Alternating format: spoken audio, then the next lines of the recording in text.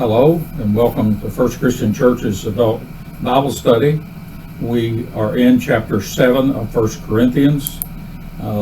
Today's lesson covers verses 8 through 40 of chapter 7, and it's lesson number 12.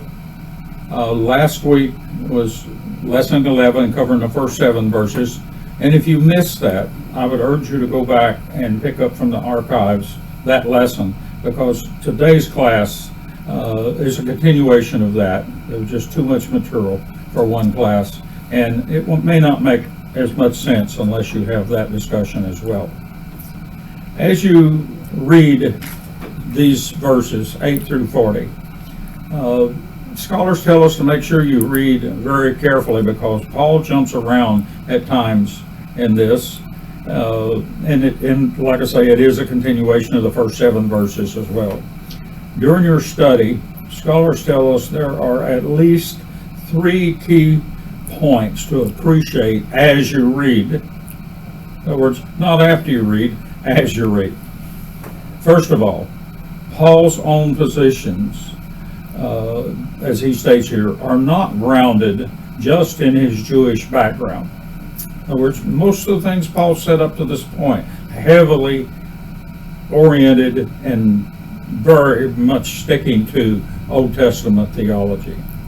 But here, he's not sticking to those hard and fast rules, but is much more liberal in his thinking, using moral reasoning, as they say, with considerable consideration for place and time and other circumstances. You should note also that women are not subject to their husbands, as under the Old Testament rules, but have certain rights under, he never says it, under Roman rules, but this has been in Roman territory now for 100 years roughly, and he very much understands that Roman law applies. And under Roman law, both the man and the woman have rights, and he appreciates that and acknowledges that without saying so. Secondly, everything is tinted through Paul's lens, if you will, of what he considers an immediate, impending apocalyptic event. That is the end of things. And so he refers to it as a crisis here. So that's the thinking Paul has. Paul believes that such is going to happen very soon, clearly in their lifetime, if not within the current year or something of that sort. So he strongly urges all to stay as they are relative to marital status and other statuses, because he essentially thinks they need to be focusing on spiritual development and not be very worldly in this thing.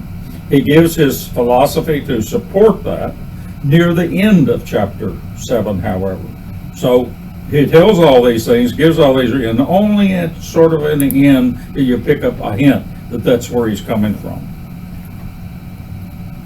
So basically, he considers marriage, that a person's mindset, activity levels are in the world, that they're too tied up with the world. And so he prefers celibacy or single status, in which the person has time to focus on preparing spiritually for what is to come. He doesn't say that, but that's where the scholars say, when they look at all of this and what he says there at the end, that's where he's headed. You will see that as he goes through each marital class, and he goes through several here, that he may not pick up on the fact that he's leaning to this end time without him saying so. Being unmarried is clearly Paul's preferred position because of the apocalyptic future that he sees, that he thinks is nearby. Thirdly, scholars tell us divorce is not a preferred position in Paul's view, but it may be necessary under certain circumstances. And so he carefully, where he covers divorce, he carefully walks them through it but he does identify the realities that it may be necessary at times. Clearly, Paul is using situational ethics to handle this issues as he deals with this, and as he shifts his own paradigm, probably. So, because women are allowed to divorce as well as men under Roman rule. So, who says that the Bible doesn't allow for situational ethics? Paul clearly does here in these writings.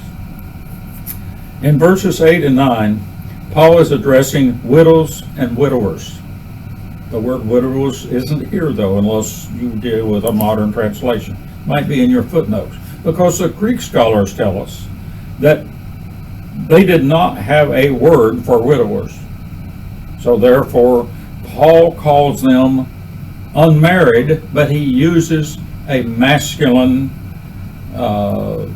marital term here that gets translated unmarried in many of our translations. So there's good agreement among scholars that in verses 8 and 9 that Paul is referring to widowers and widows. That is, those who have been previously married and lost a mate.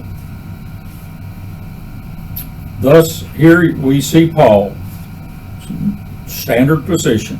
No, you shouldn't marry. Stay single. That's your best option. But if you cannot practice self-control, that is, understood sexual passions, thus to avoid pornio sins, as the Greeks would refer to them, then it is best for such people to marry. So again, he places his position, and then he makes a situational ethics second opinion that is lesser. Classic example he'll use throughout this chapter. So clearly Paul here is saying we have to adjust to the realities of each circumstances, and that is one set of ethics is not hard and fast. It has got to fit the situation at hand, and we adjust accordingly using a guiding principle. And that's how Paul addresses this material. So here we can see Paul's classic approach to addressing issues according to a number of Pauline scholars, and that is he states what is ideal, what is classic, what is preferred in his teaching, and then he, surrounding wherever his paradigm is on this, then he gives an alternative opinion based on some other set of realities that are there. So in this case, when self-control is not reliable, it's not the it's not the reality, then remarriage is an option, but clearly it's a secondary option and not the primary option. We see why he thinks this way, though, again at the end of chapter 7.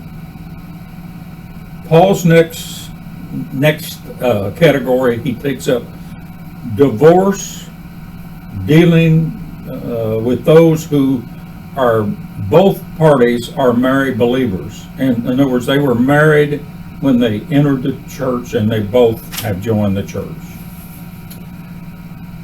Note here he refers to the Lord's teachings. In other words, Jesus' teachings. It's very interesting because Paul is pre-gospel, pre-New Testament. It's not been written. None of it was written in Paul's lifetime. Scholars feel fairly certain about that. And he rarely quotes Jesus, but here he makes the point that the Lord gives us advice, more or less. And by the way, the advice that he repeats is very consistent with what's said in the 3 synoptic gospels. So, although the gospels have not yet been written by Paul's time, it's clear Paul is aware of the general teachings of Jesus, and they're at least the core teachings. The position is that divorce is clearly not the preferred option. But if it is to happen, both the husband and the wife have options to initiate the divorce, which clearly was not the case under Jewish law. So here he's making it very clear, once you know that the Roman law applies. In verses 12 through 16, Paul moves to marriage between a believer and unbeliever. That is where only one is in the church, but they were married when they came in. Okay? The understanding was that the status, that during conversion, only one converted. Again, we see it is best not to divorce, even in this situation. Paul's position is supported by the argument that the believer, they should stay together if it's possible and have peace. But, and part of this argument here is that the believer can influence the unbeliever towards coming towards salvation. Sanctification, as he refers to it. And clearly, he says, it also provides for the sanctification of the children. They're covered through the believing spouse. And that's interesting because notice he leaves that in such you don't know whether it's the man who's member or who it's the woman in member. He's not discerning relative to that. So again, both genders, the sanctification, as far as Paul is concerned, if one is a member, then that covers the children. Again, quite an interesting position, considering Old Testament teachings. He then moves to addressing the various social strata concerning where one would be in the community, especially slaves. The status you had when you entered the church does not change. In other words, just becoming a believer and the fact that you're called a brother and sister in the church does not remove you from slavery if you were a slave coming in, or whatever your position was. But you are still a slave in civil society. Understand that. In the church, you're a brother or sister. Now, likewise, he says, for those who get the big head and are not slaves, I'm adding that little part about the big head, but that's the way I read it, is he reminding them, you're slaves too. Everyone who believes has been bought. The price has been paid for your life, and so you're now a slave to the Lord Jesus Christ. And he's making that point clear, and he makes it clear throughout nearly all of his writings. So, as a believer, you've been paid for by the price of the cross, whether you're a slave or there's something else, and it's not germane to whether you're in the church or out of the church as to whether you're a slave or not a slave. That is a civil matter, so to speak. And yes, if you get the chance, he says, to improve your status, to move up in your pay grade, so to speak, take advantage of it. If you get a chance to free yourself from slavery, yes, by all means do it. But don't expect that because your master, in this case at least reading between the lines, if your master happens to be your owner, then and he's in the church and you're in the church, he may decide to let you out, but there's no obligation. It's kind of what Paul is implying here. Again, this was an area that would have been quite sensitive under Roman rule. So how much of this, how far Paul would have gone if he hadn't been under Roman rule, we don't know. It makes a nice point of speculation and discussion in your Bible study. Finally, Paul addresses the unmarried, essentially referring to those who've never been married, the virgins as he calls them. Probably those already engaged, however, scholars say. Based on the Greek terms that are used here, the term that's there normally applies to a person who's already betrothed. But unmarried.